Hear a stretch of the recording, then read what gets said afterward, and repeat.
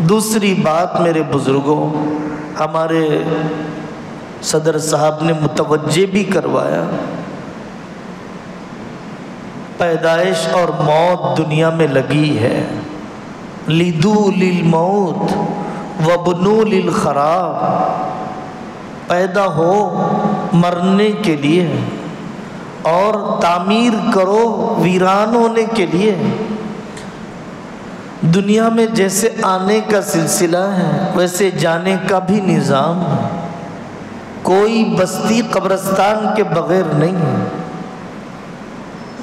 ہمیں چاہیے کہ جنازے کے مسائل، جنازے کے احکام سیکھیں، نہلایا کیسے جاتا ہے، کرنے کے کام کیا ہے، نہیں کرنے کے کام کیا ہے۔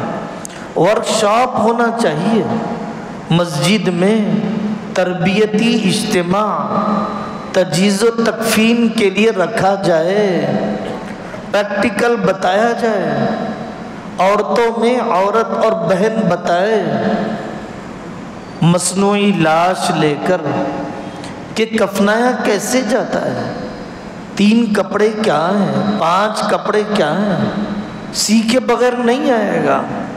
کتنی مرتبہ نہلایا اس ماں نے، لیکن بیٹی مرنے کے بعد نہلانا نہیں چاہتی، بے رحم غسالاؤں کو بلا کر نہلایا جاتا ہے۔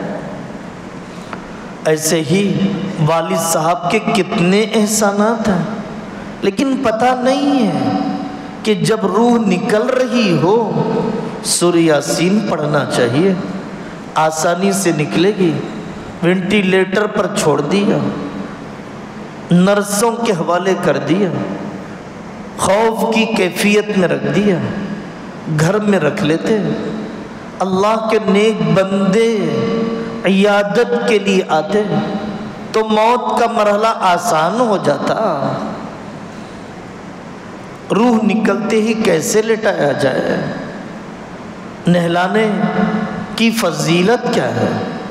نبی پاک صلی اللہ علیہ وسلم نے فرمایا، جو جنازہ نہلائے اور اس کی کمی بیشی چھپائے تو اللہ تعالیٰ نہلانے والے کے 40 کبیرہ گناہوں کو معاف کر دیتے ہیں۔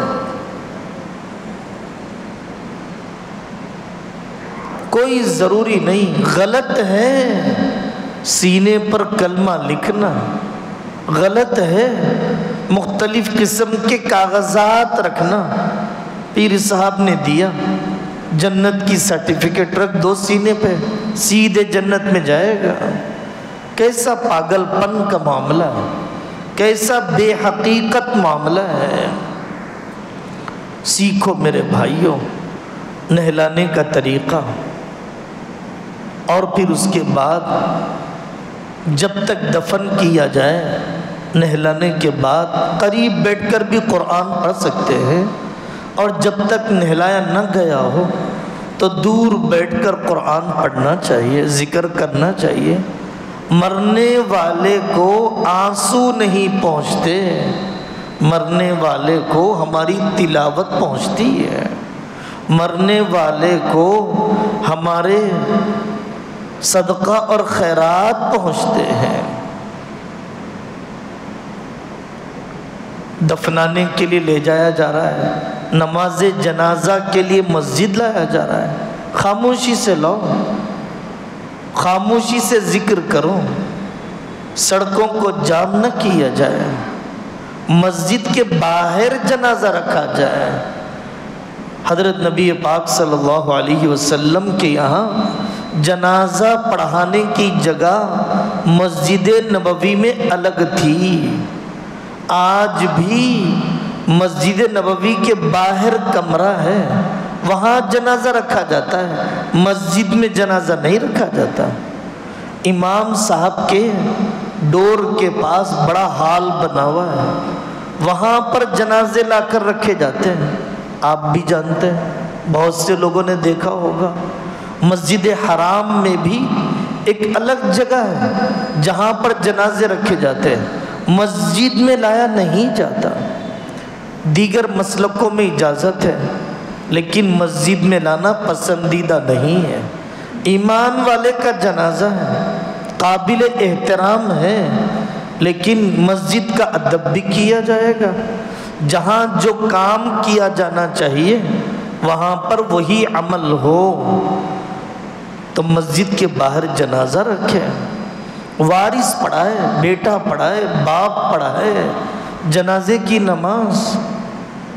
بعض اکابر کے والد کا انتقال ہو گیا تو انہوں نے فرمایا جنازہ تو میں نے اس دن پڑھا جس دن اپنے باپ کے اوپر میں جنازے کے لیے کھڑا ہوا۔ عام لوگوں کے لیے تو فارمیلٹی پوری کرتا تھا، اپنے باپ کا جنازہ پڑھایا تو دل سے پڑھایا۔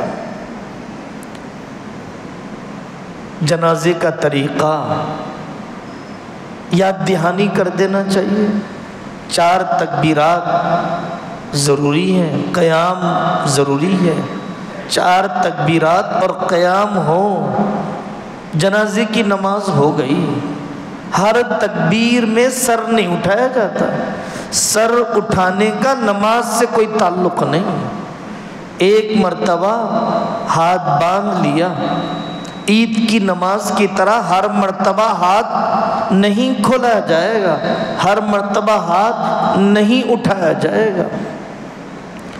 جنازے کی نماز میں رکوع سجدہ نہیں، وہم نہ ہو کہ یہ لاش سے مانگ رہا ہے۔ جنازے کی نماز میں مرنے والے سے زیادہ اپنے لیے مانگا گیا، اے اللہ ہمارا ایمان پر خاتمہ فرمایا، مرنے والوں اور زندہ رہنے والوں، بچوں بڑوں، مردوں عورتوں کی مغفرت فرما۔ اپنی موت یاد کرنا۔ جنازے کی نماز خود دعا ہے، پھر کسی دعا کی ضرورت نہیں ہے۔ جنازے کی نماز ہو گئی، لے جاؤ فوراً تدفین کر دی جائے۔ جہاں سہولت ہو، سفر نہ کرو مختلف علاقوں کا، جہاں قریب کا قبرستان جلد از جلد۔ بزرگوں نے اپنی وصیت میں لکھا کہ فجر میں مر جاؤں ظہر سے پہلے دفنا دینا، ظہر میں مر جاؤں عصر سے پہلے عصر میں دفنا دینا۔ مولانا یوسف صاحب رحمۃ اللہ علیہ نے فرمایا اگر ٹرین میں مر جاؤں آئندہ آنے والے اسٹیشن پر دفنا دینا۔ قاری صدیق صاحب رحمۃ اللہ علیہ نے فرمایا اگر میرا انتقال ہو جائے تو مدرسے کی تعلیم کو روکنا مت، تدفین نماز جنازہ سب ہو جائے، تعلیم کا ناغہ نہ ہو، اس دن جو تعلیم ہو اسی سے ایصال ثواب کر دینا۔ مولانا اسماعیل صاحب کیر نوری رحمۃ اللہ علیہ بنگلور سبیل الرشاد کے استاد تھے، وہ دعا کرتے تھے اے اللہ موت دیجیے جمعہ کے دن تاکہ مدرسے کے بچوں کا تعلیم کا حرج نہ ہو۔ کیسے لوگ تھے؟ یہ چند باتیں ہیں، تدفین ہو جائے، چہرہ دکھاؤ بہتر نہیں ہے، ہر مرتبہ چہرہ بتا۔ اتنی محبت ہوتی عیادت کے لیے آتا، اتنی محبت ہوتی زندگی میں پوچھتا۔ کیسے لوگ ہیں، زندوں کو دھکیلتے ہیں، مردوں کو کندھا دینے کے لیے بھاگتے ہیں۔ بیماری میں ناشتہ دینے والا کوئی نہیں ہوتا، قبرستان میں ہمدردی کرنے والے ہوتے ہیں۔ آہستہ رکھو، نیچے پتھر لگاؤ۔ جنہوں نے زندگی میں نہیں پوچھا، مرے تھے جن کے لیے وہی جنازے میں وضو کرتے رہ گئے۔ وینٹیلیٹر پر تھا، مشورے دیں گے، بھائی علماء کہہ رہے ہیں اب رکھنے کی ضرورت نہیں، گھر لے جاؤ۔ نہیں میرے چاچا ہیں، میرے ماموں، میرے دادا ہیں، میں اپنی جیب لگا دوں گا پوری۔